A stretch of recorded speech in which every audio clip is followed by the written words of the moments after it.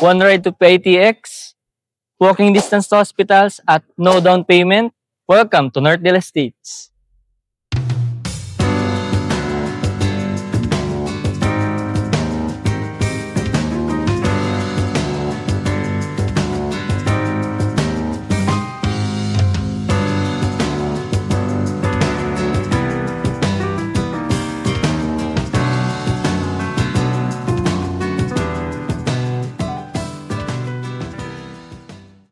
Hello kabahay, this is your Gen Z Property Specialist, John Paul Expectacion, will give you your house specifications. So, dito tayo ngayon sa Northdale Estates, na located sa San Roque, Naik, Cavite.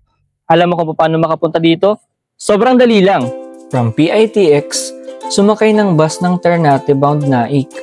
Dadaan ito sa Antero Soriano Highway. Tapos, bumaba ka sa Barangay San Roque or bumaba ka sa harap ng Naik Doctors Hospital. Final step ay pwede mo itong lakarin o di kaya sumakay ng tricycle papuntang Northdale Estate. Dito, kung makikita nyo, naglakad lang kami para mapatunayan na malapit ang Northdale Estates sa highway. 3 minutes lang, andun na kami.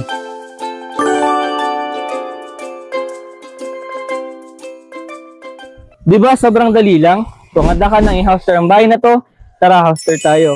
So makikita nyo, may 1.5 tayong frontage sa ating bahay na kasya ang ating motor or for future expansions natin.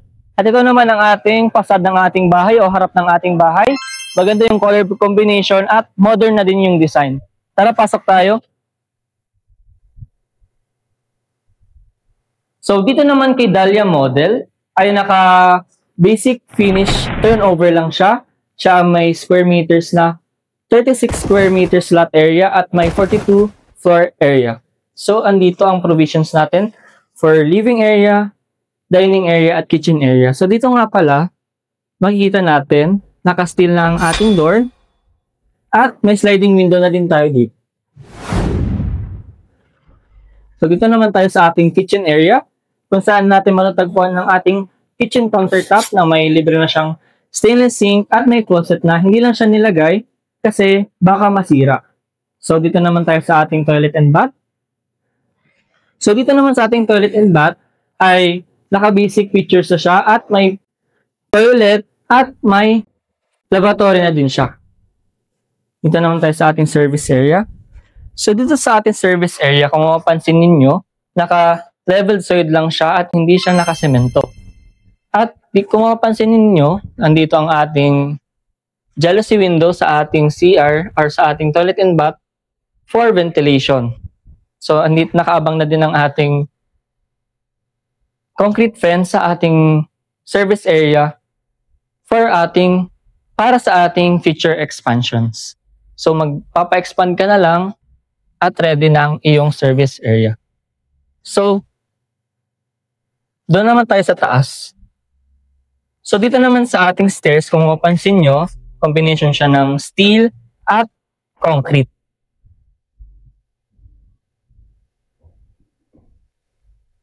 So, ito naman ang ating malawak na second floor. Kung makikita ninyo, naka-basic finish turnover lang siya.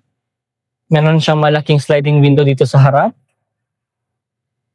At may window tayo dito para sa ating stairs, kaya hindi na natin ulit kailangan magbukas ng ilaw tuwing umaga kasi may pumapasok na natural. Dito naman sa ating likod, kung mapapansin natin, ang likod natin ay naka-jealousy window at nakabang na din ang ating electrical switches, outlets, at electrical wirings. So, ayun kabahay, di ba? Sulit na sulit. Kung mapapansin nyo, tiles, provision, at pintura na lang ang kulang dito kay Dahlia Model. Sulit na sulit. Kung gusto nyo makita naman yung isa pang model na Selena Model, tara puntahan natin. So yung kabahay, pasok kayo. So ito naman ang ating Selena Model. Kung mapapansin nyo, parehas lang sila. Ang pinagkaiba lang ni Selena Model ay may paint na siya. So dito, kung mapapansin nyo, sa ating countertop ay ang pinagkaiba niya lang sa ating Dahlia Model ay may pintura siya, pero parehas lang ang kanyang mga fixtures. Ito naman sa ating service area. Kung mapansin nyo, pintura lang din ang pinagkaiba nila at cemented na floor kay Dahlia model. Dito sa ating toilet and bath. So dito, mapapansin natin, nabuksan natin ang ating toilet and bath. Meron siyang paint sa taas at parehas lang ng turnover kay Dahlia na naka-basic sa baba at may basic accessories. So tara, dito tayo. So hindi ko pala siya na-mention kanina na ang ating ceiling ay naka-steel deck na pala siya. At dito naman sa ating area na to, bibigyan ko kayo ng idea kung anong gagawin ninyo kapag nag-reserve kayo dito kay Selena model or kay Dahlia model. So dito, makikita nyo, may malaki pang siyang space. Pwede mo siyang lagyan ng TV console, pwede mo siyang lagyan ng TV console or kaya cabinets, o di naman kaya bodega or pantry. Dito naman tayo sa taas. So, dito din pala ang ating circuit breaker.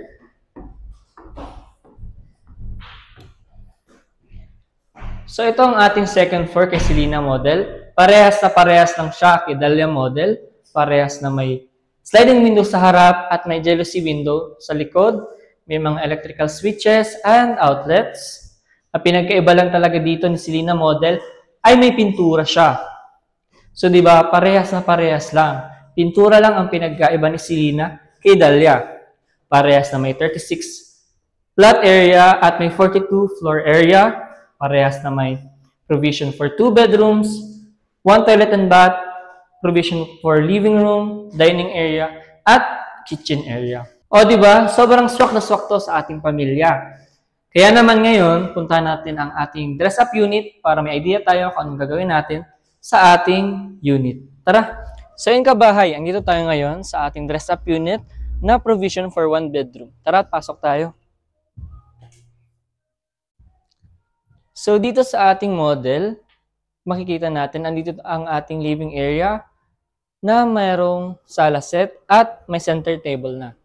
Dito naman ang ating dining area na for 4-seaters or 6-seaters at naglagay sila ng headlight at mga salamin para mas malaking tignan ang ating dining area.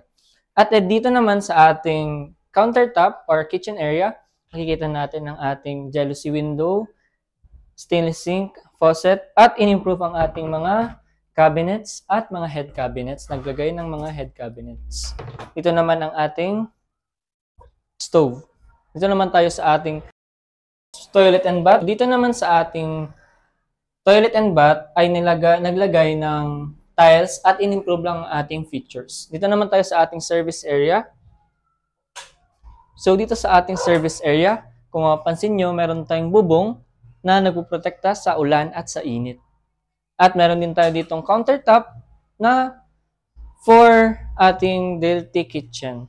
And kung mapapansin nyo, ready for expansion na ito kasi lalagyan mo na lang siya ng pader. So tara doon naman tayo sa ating bedroom. Dito naman sa ating stairs, naglagay ng anti-slip feature at vinyl.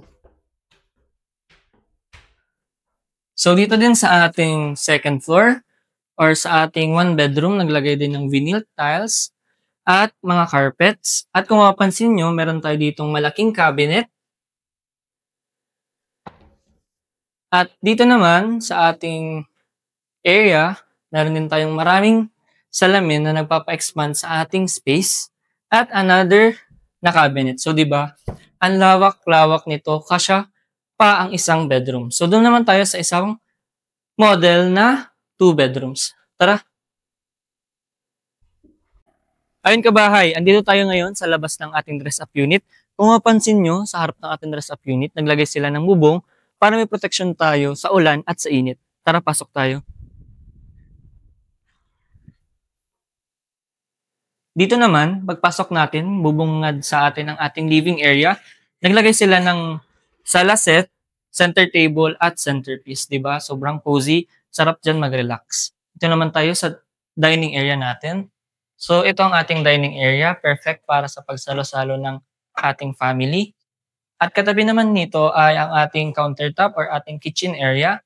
Naglagay sila ng tiles at in-improve nila ang ating cabinets, at head cabinets. Dito naman tayo sa ating service area. Sa ayon kabahay, dito tayo ngayon sa ating service area. Kung mapansin nyo, meron tayo ditong countertop na may stainless sink na. At ang ginawa dito is sinementohan nila yung sahig at nilagyan ng bubong ang likod. So dito naman sa ating service area, ang gagawin na lang natin dito is pa-extensionan ang ating taas for another bedroom or kaya another kitchen area. So, kayo na ang bahala kung anong gusto nyo for future extensions. Tara doon tayo sa loob. Dito naman, ang ginawa sa likod ng ating stairs, ay naglagay sila ng pader, tinakpan nila yung stairs, at naglagay sila ng pantry or bodega. Diba? Na-maximize nila yung space ng bahay. Dito naman sa harap ng ating living room ay naglagay sila ng mga salamin para may touch yung living room natin. So tara, taas tayo.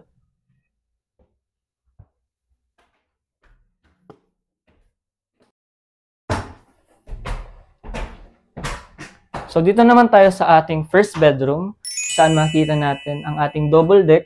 Perfect sa ating, kung may dalawa tayong anak, girls or boys. At dito naman, meron tayong built-in cabinets na inilagay na perfect din, hindi na sobrang masikip, na maximize din ulit yung space. Dito naman banda, meron tayong study area or study table para sa ating mga anak. So tara dun tayo sa next bedroom. So dito sa ating next bedroom, kung makikita niyo ulit, meron naman tayong ulit malaking cabinet. Pero hindi ulit siya masikip, na maximize ulit yung capacity ng ating bedroom. So yun kabahay, tapos na natin makita ang ating actual and dress up unit dito sa Northdale Estates. At alam nyo ba na meron pa tayong no equity and no down payment na units dito sa Northdale Estates. I-flash ko sa screen ang ating sample computations. At kung interested ka sa bahay na to, i-message mo lang ako dyan sa mga contact number na naka-flash sa ating screen. O di naman kaya i-follow mo ako or i-message mo ako sa aking social media accounts na nasa description or nasa comment section. At please support my channel. Don't forget to like, share, subscribe, and hit the yellow bell button para updated ka sa ating mga bagong house tours. So yun kabahay, salamat sa pagsama. I am John Paul Expectation. Will give you your house expectation. Peace out!